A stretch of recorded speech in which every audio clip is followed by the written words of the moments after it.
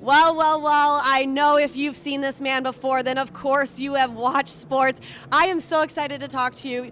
Seriously, this smile, is it all because you're the Grand Marshal right now? Absolutely it is. Plus I'm standing by you, so you have to get that part in there too. But no, it's just really great to be able to be a part of this and coming out here and, just excited to be a part of it.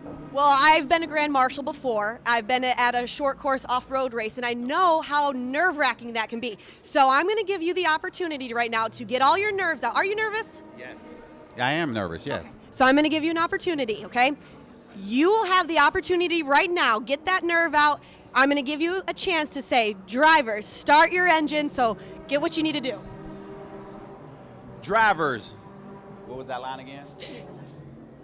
Start your engine. I don't think, See? Drivers, that's what you got to do. You got to go, drivers, start your engines. Drivers, start your engines. See, I think I got it. I wasn't as cool as you, though. I got it. Okay. That is so awesome. And every time we get to talk to the Grand Marshals, they come from different backgrounds. Majority of them are not drivers. But if you could be a driver, what would your driver nickname be?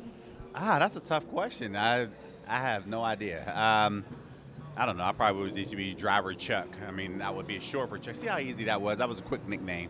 I don't know. I mean, just kind of learning it and going through the tents and going down to Team Penske and then going over to Chip Ganassi's group and they're kind of learning everything that they're doing. I'm just like, wow, because it gives you a different perspective about the strategy and what they're going and what's everything that it takes to go into a race. So I'm just kind of, that's why I'm just kind of saying I'm going with Chuck and that's it.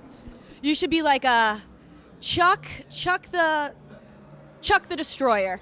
You want to know what? See, that might, no, maybe the Battleship. I don't know. Ooh, that's a good one, the Battleship. Okay. And then at the end, when you win, it'd be like, boom, I sunk your battleship. There you go. See, I think we have it right there. I think you have my marketing team right here. So I don't only do this. I am a brain too. No, we've always talked, about different things, athletes, and especially since you went through the paddock, you got to see those drivers are some incredible athletes as well because they're hitting corners, straightaways, top speed of 145, 150, and you're having all that inertia come to you. Did you realize how much these drivers train off the track as well? Yeah, I did not, and that's something when you go into the tents and you're learning that, and the way that you're learning what they're doing on the steering wheel. You watch the actual TV and the way that they're bouncing up and down, and you're just like, wait a minute, there's no power steering? What do you mean there's no power steering? So it gives you a better appreciation of what the drivers are actually going through. And being local to Detroit for many years, of course, we do not have the best roads out there driving. So imagine going 145 and you hit that one little bump like on the Lodge or on Jefferson or something, because Jefferson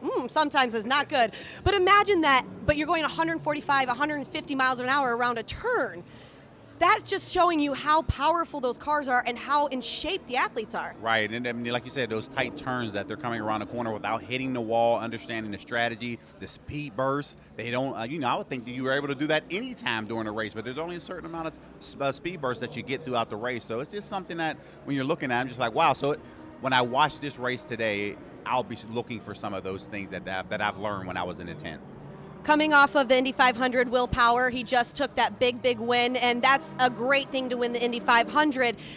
What do you think is more difficult, being a quarterback in the NFL or being a driver having all that pressure on you coming off the Indy 500? Yeah, they're equally important. I think when you look at it, see, they have a chance to wear headsets that eliminates the noise. When you're a quarterback and you're out there in the middle of the field on the road, you don't have that luxury. So when they're talking and communicating, that's why we use the silent count to make sure that everybody is on the same accord. So they're equal, but I have to be biased and I have to say quarterback because I did it for 15 years. Well, and I couldn't imagine just people yelling and screaming at you, and you have all these fans, 30,000 to 50,000, 70,000 fans.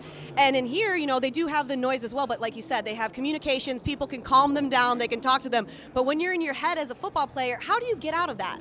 Well, you just kind of eliminate it, and you only focus really just between the lines, and that's why you do a lot of practicing to make sure you're running and using the communication the way that you need to use it when you prepare for the game. Nobody cares whether or not you practice with the noise. You better execute the play. That's what you're determined on. So it's kind of similar, especially when you're racing, when they're going through some of those things. They have to eliminate all the distraction, understand the track, and understand the strategy that it takes going into that race and how they can actually execute it and hopefully win the race. When you're talking about practice, it's so funny. All I can think in my head is that press conference from AI back in the day. He's like, practice.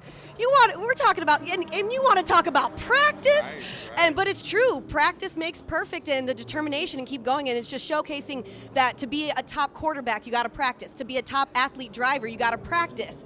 So if we take away the quarterback situation, take away football for many years that you've done, what else would you rather have done if you weren't a football player? Well, I would love to play basketball. That would be me. Like, okay, something in sports related. So I couldn't say racing. Just kind of some of the things that you're used to when you're growing up. I didn't have the opportunity to play baseball when I was a child, so that wasn't an option for me. So it was either football or basketball, and basketball really is my first love over football. I think you're a little too stacked up to be a driver as well. Those drivers, I see them. But last week in the Indianapolis 500, James Harrison, he was down there and he was running. So I'm about 2 inches taller than him, but he's thicker than I am, and he was able to get in those cars and drive around for 3 laps. So if he was able to do it, I may be holding out hope that I have a chance. Well, thank you so much for taking out the time to speak with us today. I know you got a big, big responsibility. Don't mess up over there. I gave you your one chance to get all those giggles and all the things out. And don't be using that as a blooper tape over here when I'm asking you what my lines are. Well, thank you so much, Charlie. Have a great time. It's got to be a great, fulfilling moment to be the Grand Marshal here at the 2018 Detroit Grand Prix. Absolutely. I'm looking forward to it. Thanks for having me. Thank you.